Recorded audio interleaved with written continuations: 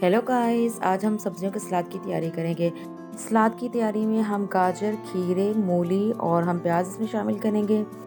तमाम सब्जियों की हम स्टेप बाय स्टेप कटिंग करेंगे। अगर हम सलाद के फ़ायदों की बात करें तो सलाद के बहुत से फ़ायदे हैं। सब्जियों का ये सलाद कुदरत का ख़ास तौर पर एक हसीन तोहफ़ा है और ये सेहत की बेहतरी के लिए बहुत ही फ़ायदेमंद है।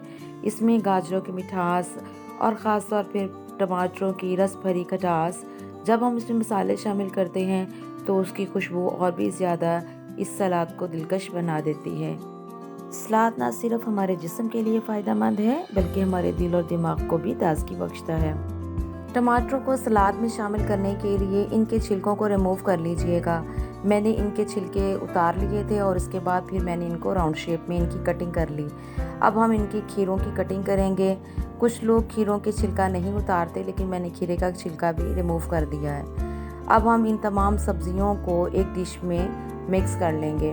गाजरों की कटिंग भी मैंने क्यूब्स की शक्ल में कर ली थी। अब तमाम सब्जियों को हम step by step dish out करेंगे और इन्हें मिक्स कर लेंगे।